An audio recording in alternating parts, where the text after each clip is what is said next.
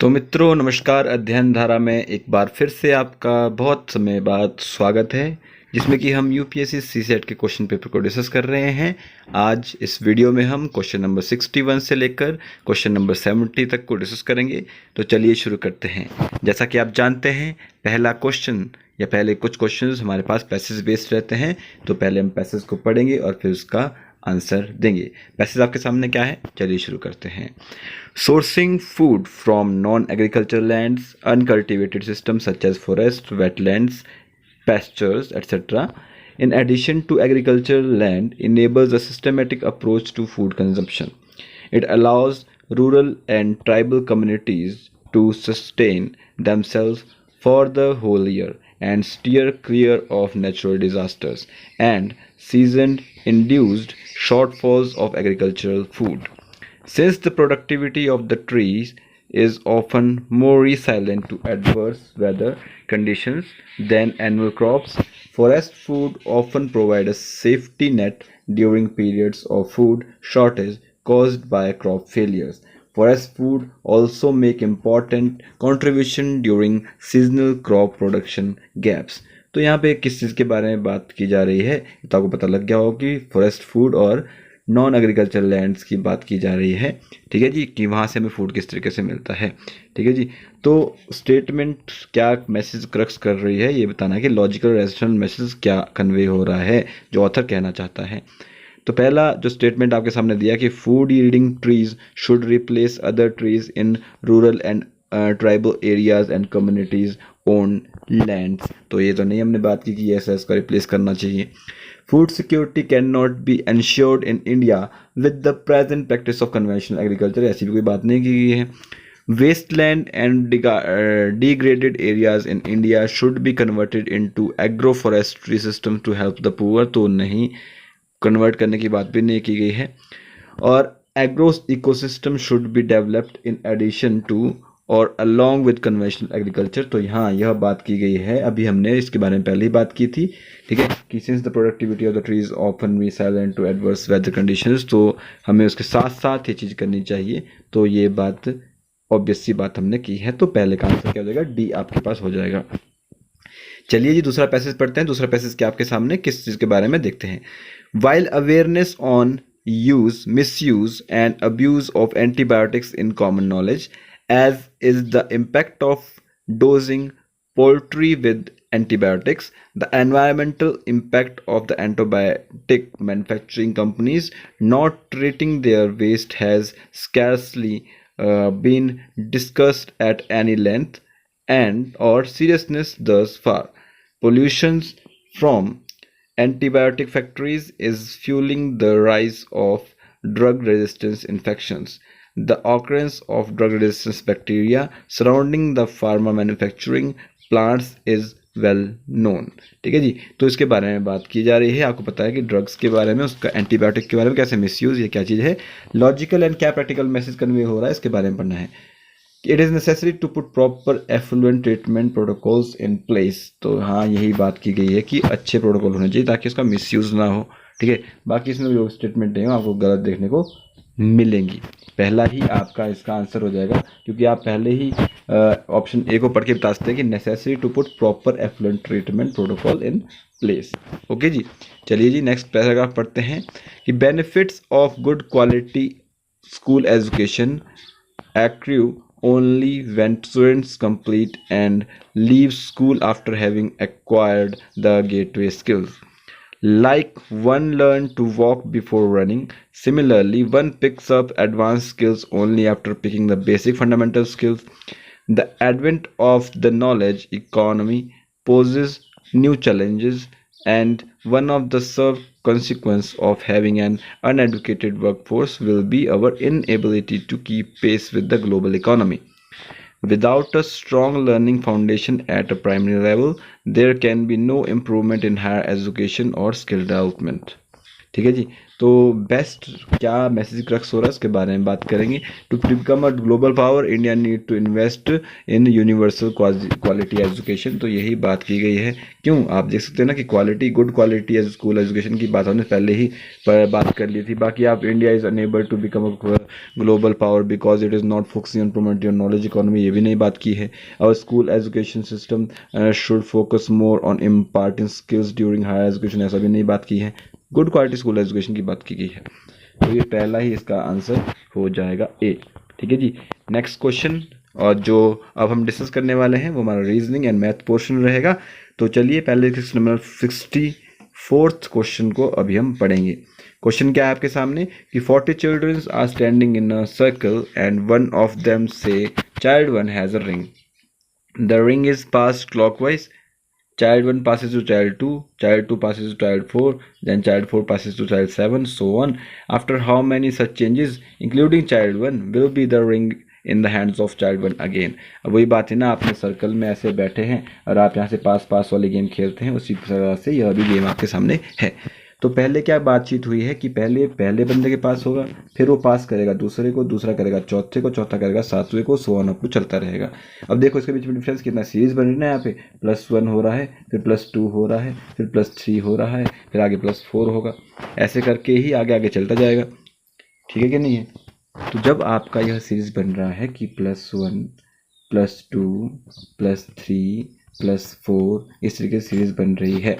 ठीक है जी, बन रही कि नहीं बन रही है? तो पहले चाइल्ड 1 के पास था, फिर 2 के पास, फिर 4 के पास, फिर 7 के पास, यहाँ कितना 3 हुआ, फिर 4 11 आ जाएगा, 11 और 5 16 आ जाएगा, 16 और 16 के बाद कितना आएगा, 40 बच्चे सारे हैं। ऐसे करते करते देखनी है आप। अब सीरीज ही बना लेते हैं पहले। चलिए, पहला, दूसरा, चौथा, सातवां, 11 11 5 16, 16 6 22, 22 7 29, 29 और 8 होते हैं 37, 37 एंड 9 होते हैं 46, 46 का मतलब फिर से 6 के पास आ गया।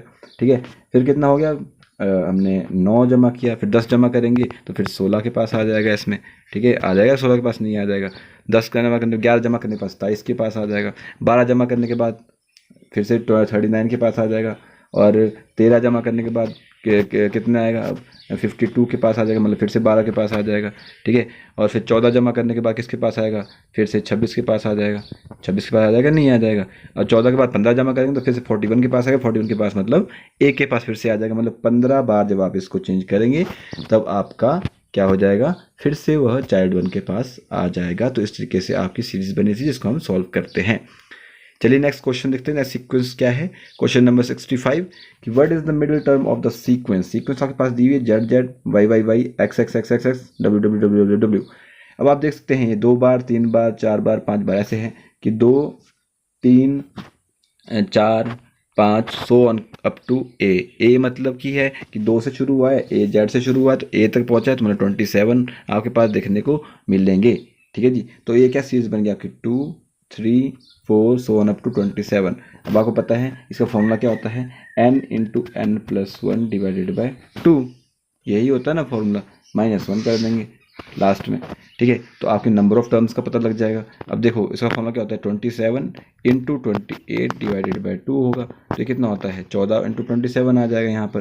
फिर 27 इंटू 14 आप करेंगे, 14 14 सत्ते 98, 9 14 दूनी 28 और 9 कितने होते हैं 37। तो टोटल क्या हो गया आपके पास, 378 टर्म्स आपके पास बन जाएंगी। ठीक है, अब -1 करेंगे तो मतलब टोटल नंबर 377 बन जाएगी। अब आप देखेंगे कि ये मिडिल टर्म निकालने के लिए क्या करते हैं, जो 377 मिडिल टर्म्स हो जाएंगी तो थोड़ा आधी साइड करेंगे तो 189th टर्म आपके पास देखने को मिलेगी। या आप ऐसा करो 378 को आप डिवाइडेड बाय 2 कर लो, आपको मिडिल टर्म मिल ही जाएगी, ऑब्वियस सी बात है।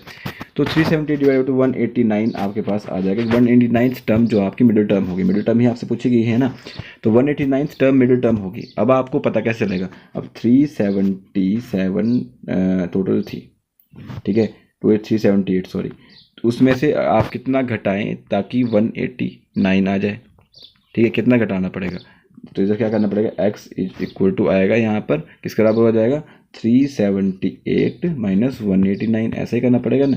18 से 9 हो गए 9, ठीक है, और 16 में से 8 गए 8 और 2 में से गया 1, मतलब 189 ही घटाना पड़ेगा। और 189 कैसे बनेगा, आप यहाँ से पीछे को हटो, पहले 27 बार था, फिर 26 बार क्या आएगा, बी आएगा, फिर 26 बार बी आएगा, फिर 25 बार क्या आएगा, सी आएगा, 24 बार क्या आएगा, डी आएगा, 24 बार डी आ गया, फिर आपके पास 23 बार क्या आएगा, डी के बाद ई के बाद एफ आएगा, फिर ठीक है, फिर ई एफ जी आएगा, फिर एच आएगा। अब आप देखेंगे कि ए कितनी बार था, 27 बार, A B C D E F और जी और एच। अब आप इनको जमा करके देखो कितनी बार, 1 2 3 4 5 6 7 8 8 टर्म्स आपके पास होगी, 8 दूनी 16, 160 तो हो गया। अब 7 + 6 5 7 और 6 13 और 5 18 और 4 22 22 और 3 25 25 और 2 27 और 27 और 1 28 होगी टर्म पूरी की पूरी 28। 188 टर्म्स होगी, तो 189 टर्म कौन सी आएगी फिर। अब उसके बाद मैंने एच तक बताया था ना, इसके बाद आई ही आएगा, आई आएगा तो मतलब जो मिडिल टर्म होगी वो आई ही आएगी। तो इस तरीके से हमारा इस क्वेश्चन को हम अटेम्प्ट कर सकते थे। ठीक है जी। अब क्वेश्चन नंबर 66 को देखते हैं क्या क्वेश्चन कहता है, पहले पढ़ते हैं कि is P greater than Q, क्या p ग्रेटर देन क्यू है। स्टेटमेंट आपके पास दिया गया है p into Q is greater than 0 and p square is greater than Q square. अब आप देखिए ना कि p into Q is greater than 0। अब p into Q greater than 0 है, इसका मतलब क्या है कि इनका मल्टीप्लिकेशन 0 से बड़ा आना चाहिए। स्टेटमेंट में बोलती है कि 2 इंटू 3 अगर ऐसा हो तब तो ये 6 हो जाएगा, ग्रेटर देन 0 है। लेकिन -2 इंटू -3 अगर होता है तो अब देखो तब भी ये प्लस में ही आएगा, ग्रेटर देन 0 ही आएगा। लेकिन अब देखो आप इसका स्क्वायर, दूसरा स्टेटमेंट क्या है, इसका स्क्वायर से बड़ा है क्या, नहीं है। अब पी स्क्वायर क्या है 4 है, इसका क्यू स्क्वायर क्या है 9 आ गया, तो ये तो बड़ा नहीं है, तो ये तो छोटा हो जाएगा इस केस के अंदर। लेकिन पी ग्रेटर देन 0 है, पी ग्रेटर देन क्यू है, ऑब्वियस सी बात है।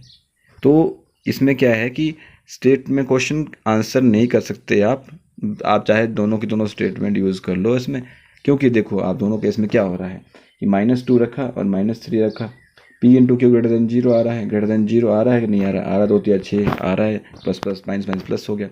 लेकिन -2 ग्रेटर देन -3 है क्या। अभी आप यहाँ उल्टा भी तो कर सकते हैं कि p square is greater than Q square, 3 square greater than 2 square. इस केस में क्या होएगा कि 3 p बड़ा हो जाएगा क्यू से, ठीक है। तो 3 का स्क्वायर कितना होता है 9, 2 का स्क्वायर होता है 4, एक ग्रेटर देन है, मतलब p ग्रेटर देन है क्यू से। ये तो पता लग गया हमारे को इस केस के अंदर कि p ग्रेटर देन क्यू है। अगर उल्टा हम कर दें कि -2 का स्क्वायर कर देते हैं या -3 का स्क्वायर कर देते हैं और -2 का स्क्वायर कर देते हैं, तब भी स्क्वायर तो आपका बड़ा आ रहा है, p square greater than Q square. लेकिन अब p तो बड़ा नहीं है ना, -3 तो छोटा होता है -2 से, ठीक है। तो इस केस में क्या हो जाएगा, ये स्टेटमेंट दोनों स्टेटमेंट यूज़ करने के बाद भी आप ये नहीं कह सकते हैं कि is p greater than q, तो नहीं है, ऐसा नहीं है। तो answer will be D, the question can not be answered by using the both statement. Okay, next जो आपके पास क्वेश्चन है, क्वेश्चन नंबर 67। क्वेश्चन नंबर 67 क्या कहता है कि is p plus q minus r greater than p minus q plus r where p q r are integer. अब statement क्या दिया है, p minus q is positive and p minus r is negative. अब p minus q अगर positive है मतलब greater than 0 है, इसका मतलब क्या है कि p जो है ग्रेटर होगा q से, है कि नहीं है। तो p तो बड़ा होना चाहिए q से, और p माइनस आर अगर नेगेटिव है तो p लेस देन होना चाहिए। तो r सबसे बड़ा होगा, ठीक है, r बड़ा होगा p से और p बड़ा होगा q से। ये हमारे पास बन गई स्टेटमेंट, ठीक है जी, कि r तो बड़ा आ रहा है p से और p के बड़ा आ रहा है q से। अब ये देखिए आप, अब if p plus q minus r greater than p minus q, तो उल्टा नहीं हो जाएगा, क्योंकि r तो बड़ा है किससे, p से भी और q से, दोनों से बड़ा है, तो ग्रेटर देन कैसे, तो माइनस में आंसर आ जाएगा ना।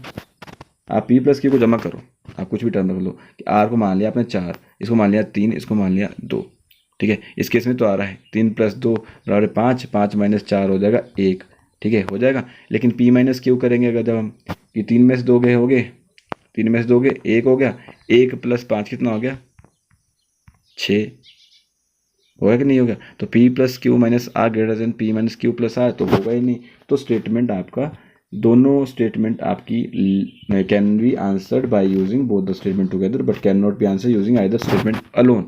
अगर दोनों स्टेटमेंट आपको पता नहीं होती तो हम अकेली स्टेटमेंट से नहीं बता सकते P minus q is positive, ये पी तो ग्रेटर देन है क्यू से, ठीक है। अब इससे कैसे पता लगाएंगे आप, दोनों स्टेटमेंट होना जरूरी है। तो क्वेश्चन आप तभी आंसर कर सकते हैं जब आप दोनों स्टेटमेंट यूज़ करेंगे, तभी आंसर दिया जा सकता है, ठीक है जी। Next question, question number 68। Question number 68 क्या कहता है आपके सामने कि in a party 75% took tea, 60% took coffee and 15% took both tea and coffee. No one taking milk takes tea, each person takes at least one drink, ठीक है। तो question क्या आपके सामने कि how many person attended the party, कितने बंदों ने पार्टी अटेंड की है। 50% टुक milk, statement 1, and number of person who attended the party is 5 times the number of person who took milk only, ठीक है जी। तो अब आपने आंसर देना है। इसके लिए आपको वेन डायग्राम तो बनाना ही पड़ेगा कि 75% आपके क्या ले रहे हैं, क्या ले रहे हैं भाई। देखो 75% ने क्या ली, मान लो ये मान लेते हैं टी ली, ठीक है, या कॉफ़ी ली, कुछ भी ले लो। 60% ने अब बोथ भी तो लिया है ना, 15 ने बोथ लिया है, तो ये 15 तो आपके पास लग गया ना पता। थोड़ा सा मैं आपको क्लियर करता हूँ कि देखो ये क्या है, ये आपका टी है, और ये क्या है आपका, ये आपका बोथ आ गया बीच में। बोथ कितने हैं आपके पास, 15 हैं। अगर ये 15 हैं तो ये 60 हो जाएगा, क्योंकि टोटल ये 75 आपको देखने को मिलेंगे। अगर ये 15 हैं तो इधर एक और चीज़ भी तो है, ये भी तो है, क्योंकि जिसने मिल्क नहीं लिया है उसने टी ली है, कि no one taking milk takes tea, ठीक है। जिसने मिल्क नहीं लिया उसने टी लिया, लेकिन कॉफ़ी तो नहीं ली है ना, तो लेकिन यहाँ पे भी तो होगा जिसने दोनों लिया है। तो मान लो इसकी वैल्यू कितनी है, एक्स है, और इसकी वैल्यू कितनी है, मान लो इधर वाई है, जिन्होंने दूध लिया है। तो ये मिल्क वाले हो गए, कॉफ़ी वाले, टी वाले हो गए, और एक कॉफ़ी वाले हो गए, कुछ भी मान लो या, ठीक है जी। तो इस तरीके से क्या होगा, यहाँ पे कितने बंदे होंगे, फिर 60 बंदे में सारे जिन्होंने कॉफ़ी ली है, तो 45 में से आप कितना घटाएंगे। अगर इधर से x घटा दिया जाए, 60 तो थे, 45 ये जो बच गए, नीचे वाला बच गया, तो 45 माइनस एक्स आ जाएगा, ये x हो जाएगा और ये y हो जाएगा। अब आप देखो क्या पूछा है कि कितने लोगों ने एटलीस्ट वन ड्रिंक लिया है। उसके लिए क्या करना पड़ेगा आपको, कि how many person attended the party करने के लिए आपको क्या करना पड़ेगा, 45 minus x plus y plus 60 plus 15 सब करना पड़ेगा ना, कि 60 ये हो जाएंगे और 60 ये हो जाएंगे, 120 हो गया। 120 plus y minus x plus x cut जाएगा, तो क्या आ जाएगा आपके पास, बचेगा क्या आपके पास, आप यहाँ से देख सकते हैं ना, हमने वेन डायग्राम तो बना दिया है, ठीक है जी, कि ये था कॉफ़ी वाले, और ये आपके मतलब ये सॉरी ये टी वाले हो जाएंगे, जिसमें 75 है टोटल, ठीक है। तो 60 इधर पे 15 मिक्सअप हो जाएंगे। ऐसा हमने डायग्राम बनाया, आप अपने आप से बना के देखिए एक बार। तो इससे 120 बंदे तो हमारे पास आ गए प्लस वाई, ठीक है, ये आपके पास आ रहा है कि 50% टुक मिल्क। अब 50% ने मिल्क लिया, लेकिन कई तो दोनों ने लिया ना, कई ने कॉफ़ी भी ली साथ में, ठीक है। तो 120 प्लस वाई। अब स्टेटमेंट 2 अगर इससे हम देखेंगे, number of person attended the party is 5 times the number of person who took milk only. जब आपका वेन डायग्राम ऐसा बन रहा था तो मिल्क ओनली वाली वाई थे, और ये बाकी जो आपके पास सारा कितने थे, 120 प्लस वाई थे। तो 120 plus y is equal to 5y के पास आ रहा है आपके सामने, तो मतलब 4y किस बराबर आ रहा है, 120 आ रहा है। तो y की वैल्यू कितनी आ गई, 30 आ गई। कि 30 बंदे ऐसे हैं जिन्होंने केवल मिल्क लिया है, ठीक है। तो मिल्क लिया है, इसका मतलब क्या है, 30 बंदे ऐसे हैं जिन्होंने मिल्क लिया है, और 50% टोटली मिल्क, ठीक है। तो इसका मतलब क्या है कि 30 ने केवल मिल्क लिया है, x की वैल्यू आ जाएगी 20, ठीक है। तो उस तरीके से आपको पता लग जाएगा कि पूरा लो कितना है। तो answer will B A. The question can be answer by using one of the statement alone but can not B answer using the other statement alone, ठीक है। कि मतलब अगर आप स्टेटमेंट 2 को अगर ले लेते हैं कि कितने पर्सन ने आपकी पार्टी अटेंड की थी, तो वाई की वैल्यू तो आपको पता लगेगी। वाई की वैल्यू कितनी है, 30, तो टोटल नंबर पर्सन कितने हो गए, 150। और स्टेटमेंट 2 से आप डायरेक्टली क्वेश्चन दे सकते हैं, लेकिन स्टेटमेंट 1 को आप खाली मद्देनजर रखते हुए आंसर नहीं दे सकते। तो आंसर विल बी ए, कि आप एक स्टेटमेंट का यूज़ करके आंसर दे सकते हैं, लेकिन दूसरी स्टेटमेंट जो है उसको मद्देनजर रखते हुए नहीं दे सकते हैं, ठीक है जी। क्वेश्चन नंबर 69 करते हैं। क्वेश्चन नंबर 69 क्या है? Consider 3 digit number, what is the number, number क्या है? The sum of the digits of the number is equal to the product of the digit and the sum number is divisible by the sum of the digit of the number. अब देखो ऐसा कौन सा 3 digit का number होगा जिसका सम of digit और number of digit same होगा? 1 2 3 कितना सम ऑफ डिजिट कितना आ गया? 3 और 2 5 और 1 6। मल्टीप्लिकेशन कितना होगा? 3 और 2 3 दूनी 6, मतलब 6 इज इक्वल टू 6। अब 1 2 3 को आप कितने वे में लिख सकते हैं? 1 2 3 1 3 2 2 1 3 3 2 1 3 1 2 इस तरीके से लिख सकते हैं, आप नहीं लिख सकते हैं। तो ये तो आपको पता लगा कि 1 2 3 के आसपास ही कोई होगा। दूसरा स्टेटमेंट क्या है कि number is divisible by sum of the digit of the number. Divisible है तो जिसके लास्ट में ऑड नंबर आएगा वो तो नहीं होगा, क्योंकि 6 से डिविजिबिलिटी करने के लिए 3 से डिविजिबिलिटी होनी चाहिए। 3 से तो हर एक नंबर कट रहा है, ठीक है। लेकिन 2 से डिविजिबिलिटी करने के लिए कौन सा नंबर कटेगा? जिसके लास्ट में नंबर ऑफ टर्म्स इवन होगी। तो 1 3 2 के केस में है और 3 1 2 के केस में है, 2 केस है आपके पास, ठीक है जी। तो अब नंबर क्या है जिसको डिविजिबल हो? किससे? 6 से। 6 से डिविजिबल करने के लिए 6 दूनी 12, 6 दूनी 12 हो रहा है। ये 6 से डिविजिबल करने के लिए 6 पंजा 30 और 6 दूनी 12 हो रहा है, मतलब दोनों के दोनों डिविजिबल हो रहे हैं। तो नंबर क्या है? या तो 3 1 2 होगा या फिर 1 3 2 होगा। तो आपने बताना है कि कैसे आंसर होगा। The question can not be answered even bye using the both statement together, because आप देखते हैं कि हमारे पास 2 नंबर आए 3 1 2 और 1 3 2, ठीक है। तो अगर हम दोनों को भी यूज़ करेंगे तब भी आपका आंसर नहीं आ रहा है, ठीक है जी। कि अकेला नंबर, बड़े तो नंबर पूछा है ना, नंबर तो नहीं पता, हमारे को 2 नंबर आ रहे हैं, ठीक है जी। तो इस तरीके से हम इस क्वेश्चन का आंसर नहीं दे सकते हैं दोनों स्टेटमेंट यूज़ करने के बावजूद भी। फॉर 5 चिल्ड्रन विच एजेस दी हुई है कि A B C D E ऐसे ऐसे छोटा छोटा बड़ा बड़ा करके 2 successive ages after differ by 2 years, मतलब एक दूसरे से 2 साल का गैप है। कि मतलब पहले की एज A अगर है, दूसरे के बीच A+2 होगी, फिर A+4 हो जाएगी, फिर A+6 हो जाएगी, ऐसे करके A+8 हो जाएगी जो पांचवा बंदा है, ठीक है कि नहीं। 1 2 3 4 5 1 2 3 4 5, तो पांचवें बंदे की A+8 एज हो जाएगी, ठीक है। अब पूछा क्या कि what is the age of the youngest child, मतलब यंगेस्ट कौन सा है? A, ठीक है। ये ओल्डेस्ट कौन सा है? E। तो age of the eldest is 3 time the youngest, age of the eldest is 3 time the youngest, मतलब A is equal to 3A is equal to, मतलब यंगेस्ट कौन है? इसकी 3 टाइम A+8 के बराबर है। इसका मतलब क्या है कि 2A किसके बराबर होगा? 8 के बराबर। A किसके बराबर हो जाएगा? 4 के बराबर आ जाएगा। पहले स्टेटमेंट से आपका आंसर आ जाता है कि A की वैल्यू 4 है, यंगेस्ट की एज कितनी है? 4 साल है। Average age of the children with 8 years, तो मतलब A+2 plus A+4 plus A+6 करके करेंगे या तो A कितना 5 बार आएगा, 5A प्लस 2 4 2 4 6 और 8 जमा किया है तो कितना होगा? 4 6 4 10 2 12 8 20 हो जाएगा। तो